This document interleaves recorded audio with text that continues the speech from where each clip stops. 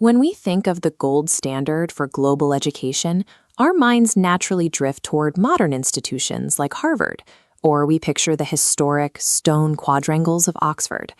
Because of this, we assume that organized cross-border education is a relatively recent Western invention.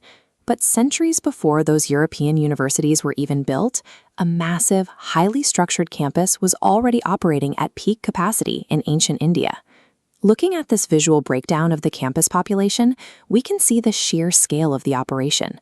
This ecosystem supported approximately 10,000 students and 2,000 teachers, maintaining a 5-to-1 ratio that rivals the most elite colleges operating today. This was Nalanda University. Built in the 5th century under the Gupta Empire, in modern-day Bihar, its foundations map out a massive ancient educational complex. How did an institution of this magnitude manage its complex operations in antiquity? And what specific series of events caused a thriving academic empire to completely disappear? Historical records show Nalanda operated as a multidisciplinary research hub, supported by local kings and wealthy patrons who understood the value of deep inquiry. This curriculum map reveals the scope of their academics. While anchored in Buddhist philosophy, scholars here were calculating complex mathematics, tracking planetary movements in astronomy, advancing medicine, and strictly defining logic and grammar. The culture inside these walls demanded participation. Instructors expected students to relentlessly question their peers, testing ideas through public debate. Getting a seat at those debates required clearing a brutal threshold. The entrance exams were famously severe, screening out the vast majority of applicants before they could set foot on the main campus.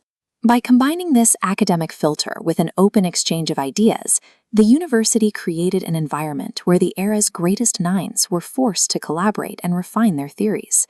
That reputation for rigor traveled quickly along ancient trade routes, drawing attention far beyond the Indian subcontinent. We can track the pull of Nalanda through the Chinese scholar Xuanzang's journey in the 7th century. He spent years traveling, crossing the treacherous Himalayas specifically to reach this location. Ledgers confirm students were also crossing borders from Korea, Japan, Tibet, and Southeast Asia to secure a place in the lecture halls.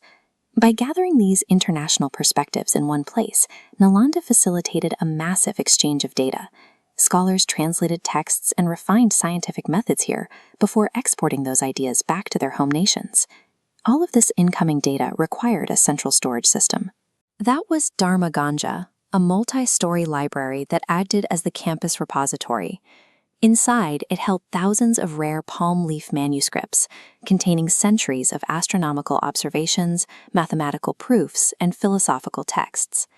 Because this knowledge was bound in thin wood and dry leaves, this massive concentration of recorded history was physically vulnerable to fire. In the late 12th century, Turkic general Bakhtiar Khilji invaded the region. His forces dismantled the university and intentionally set the library ablaze. Accounts suggest the concentration of manuscripts burned for months. This destruction resulted in the permanent erasure of centuries of advanced scientific and cultural data from the human record. For 8 centuries following the fires, this once thriving campus sat in silence, slowly weathering into the exposed brick foundations we see today. But while the physical architecture of a library can be leveled, the methodologies of inquiry it builds have a way of surviving. In the early 2000s, former Indian President Dr. APJ Abdul Kalam proposed a logistical undertaking to resurrect the ancient university. That vision materialized in 2010, when the Indian Parliament officially passed an act establishing a modern, international Nalanda University in nearby Rajgir. Global validation followed in 2016, when UNESCO officially declared the original Nalanda ruins a World Heritage Site. This recognition highlights a specific lesson. A civilization's long-term influence is rarely measured by the size of its military, but by its commitment to the preservation of truth. The site at Bihar remains a blueprint for institutional resilience.